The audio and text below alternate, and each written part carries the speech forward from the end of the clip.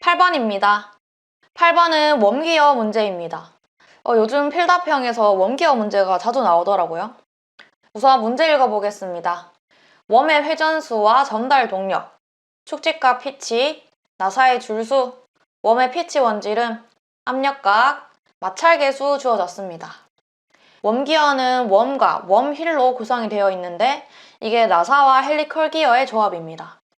여기서 나사의 줄수다. 요게 바로 웜의 줄수를 말하는 거예요.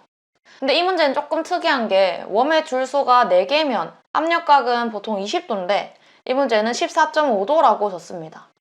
이럴 때는 그냥 무조건 문제 따라가셔야 됩니다. 그래서 소문제 1번은 웜의 리드각을 구하는 문제입니다. 이 리드각 자체가 나사에서 나온 개념인데 웜도 나사 개념이기 때문에 이 나선 곡선을 그릴 수 있습니다. 밑변분의 높이 해서 탄젠트 리드각을 구할 수 있습니다. 이때 리드는 축지각 피치와 웜의 줄수의 곱으로 구할 수 있습니다. 정답은 31.99도입니다. 다음은 웜의 피치원에 작용하는 회전력입니다. 이거 그냥 간단히 말하면 웜의 회전력을 구해라 하는 문제예요. 문제에 웜의 전달 동력, 이 값이 주어졌기 때문에 이 전달 동력을 이용을 하겠습니다. 웜의 회전력을 구할 거니까 웜의 속도를 넣어주셔야 됩니다.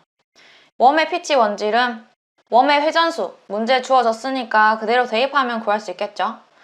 이 값들 대입을 해서 웜의 회전력 구하면 7301.32N입니다. 자, 다음은 웜 인면의 수직으로 작용하는 전체 하중입니다. 이 웜 인면의 수직 하중은 소문제 2번에서 구한 이 웜의 회전력을 통해서 구할 수 있습니다. 이 공식을 모르셨으면 이 문제 못 풀었겠죠. 이 공식을 이용을 하려면 상당 마찰계수, 이 값을 구해줘야 되기 때문에 먼저 구해주겠습니다. 문제에 주어진 압력각이랑 마찰계수 이용을 해서 상당 마찰계수를 구해준 다음에 웜인면의 수직으로 작용하는 전하중을 구하면 11,826.22N입니다. 웜기어는 사실 포기하시는 분들이 좀 많죠. 그러면 이 6점을 그냥 날리는 거예요. 웜기어 그래도 포기하신 분들이라도 소문제 1번, 2번은 하실만 하실 수 있어요. 근데 마지막 요 공식을 못 외우셔서 못 푸셨던 분들이 있을 겁니다.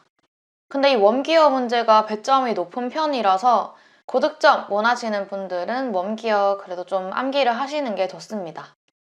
다음은 9번 넘어가겠습니다.